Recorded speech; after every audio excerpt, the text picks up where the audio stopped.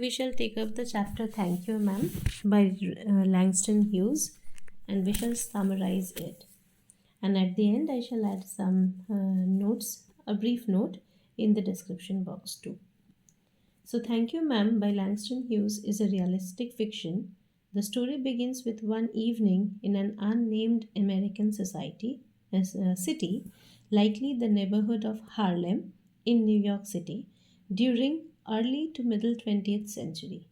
Harlem in the 1950s was a predominantly black neighborhood. In 1920, landlords would divide up large buildings into several single room kitchenette apartments. One such rented apartment was owned by Mrs. Jones.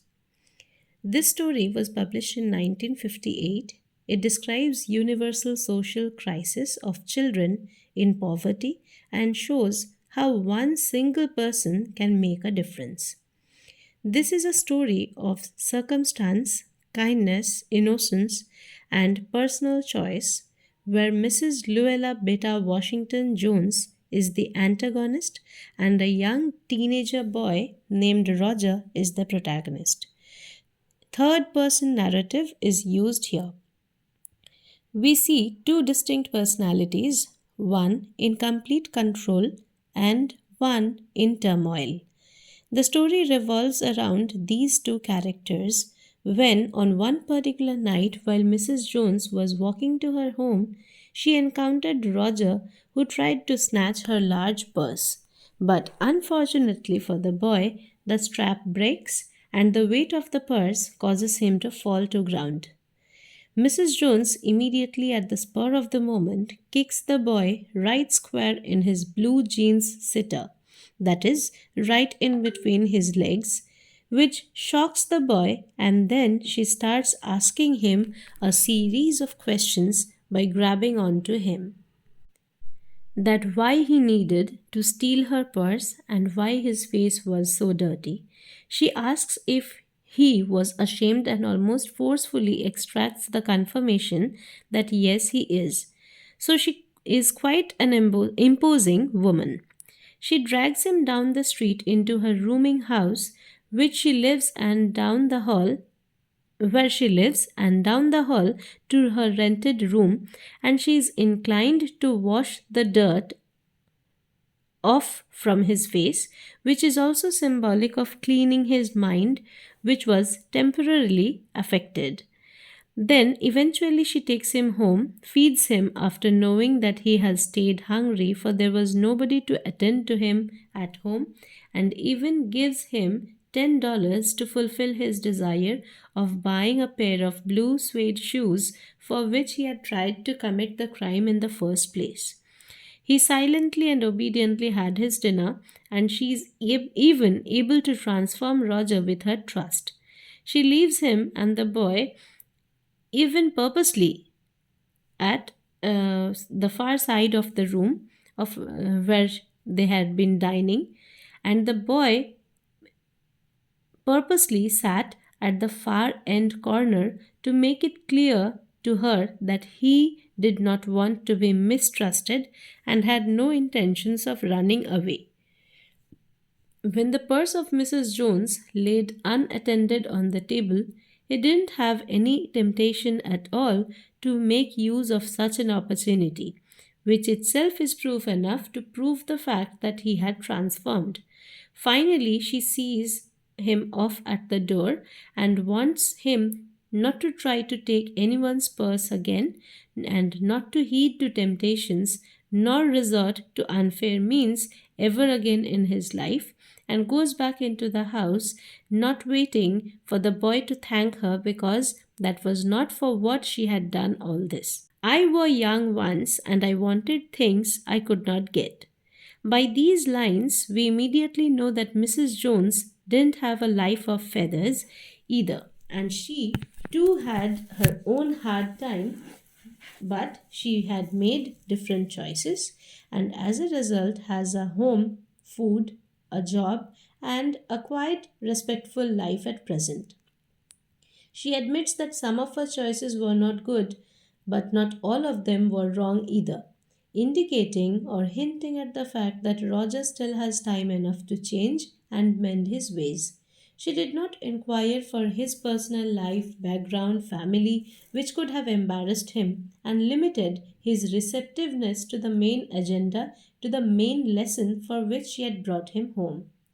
In a way, she wants to stop the cycle perpetuated by the society that punishes and invades privacy and proves that teaching and guiding with empathy and understanding can have far reaching impact. The moments they spend together are very brief, yet have a lasting effect. It teaches Roger that he should ask for what he wants and do what he can to take care of himself, for if you ask for it, it is more likely to find a way to get to it rather than getting caught and shaken on using unfair, deceitful means. Mrs. Jones is symbolic of society and warns how Roger will be treated if he continues doing wrong, or just alarms him that the consequences could have been far bitter. He learns that life is not fair and that some people have more than others, but he also learns that he is in control of his own identity and he should take responsibility of it. He is in control of his own destiny too. He should have complete hold over it. It takes up the theme of second chances because Roger, when given a second chance, transforms into a better self quite immediately, and changing before you receive stiffer consequences is better. His receiving the kick is his jolt into reality. It's about kindness, for Mrs. Jones did not want to put him behind the bars, such that the cycle of being punished and getting in and out of the jail starts. Rather, through her kindness, Roger becomes more receptive to the life saving lesson. She never insults him and is pretty warm and kind to guide him on how he should be. It teaches us about trust when Mrs. Jones takes the risk of taking a thief into her home, leaving the door open and her purse unattended on the table, and consequently he learns what it feels like when one is trusted. She is a wise woman who has been tempered by life and who had her own bad days but survived through. It is about dignity that should be preserved in all moments of life, no matter how harsh, and there is dignity even in poverty stricken life. She demonstrates that poverty does not equal a lack of dignity, nor it should be put at stake for petty reasons and desires. Dignity, self respect, or self esteem should be put at first, and that keeping oneself clean physically and morally is equally important regardless of one's circumstances. Roger having the desire of blue suede shoes might symbolize the want for a better life and the urge to elevate his own status in society no matter what. His dirty face is a sign of neglect, shows a lack of self-respect. Mrs. Jones shows him that poverty may surround him, but dignity comes from taking pride in your character and helping others. No one has to be alone if each person takes the time to guide and lift up the next generation. So, one more important thing that you should remember the physical description of the characters in detail, that Mrs. Jones is quite stout and Roger has a dirty face, uncombed, messy hair, looking totally uncouth, was very skinny, which is quite an evidence that he was obviously hungry too. She was just this lady, Mrs. Jones, was quite unreasonably kind, for even after knowing that why he was trying to steal, which was just merely out of his desire for some shoes and not out of hunger, she still gave him a second chance and food, no matter how simple it was. She also talks about her own life, job in a hotel beauty shop, and at the end, while parting ways, Roger wants to say thank you, ma'am, but nothing suitable comes to his mind nor out of his tongue, which is probably because he was never dealt with so nicely and respectfully. By sharing some of her own life's story and nurturing him, even though for few moments, like a mother, she lets him know that he doesn't need to commit crimes to get what he wants out of his life, and eventually obtains trust too. And he is in lack of words to express his gratitude at the end. Therefore, we must say a remarkable character the lady is, for she manages to change the course of Roger's life in just a brief period of time. The message here can be that kindness and second chances are powerful tools, and people should support one another to become a more productive society.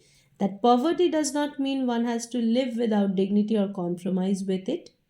And you should also remember the food which was offered to Roger, which was lima beans, cocoa drink made with canned milk, and some ham with a cake cut into half. And she was very kind to encourage him to eat more. This was the dinner which both of them had. It teaches him a very important line. She teaches him a very important line, that purchases made from stolen money will only burn his feet, that is, will only be a burden to his conscience and a permanent guilt of shame within him. It would leave a scar in his dignity. It teaches that life never remains the same, though it might test us temporarily or momentarily, and lessons learned and delivered through kindness and compassion would surely last forever. So that's it. And I would also add some notes, some brief note at the end in the description box. So get it from there. Hope it helps you in writing answers.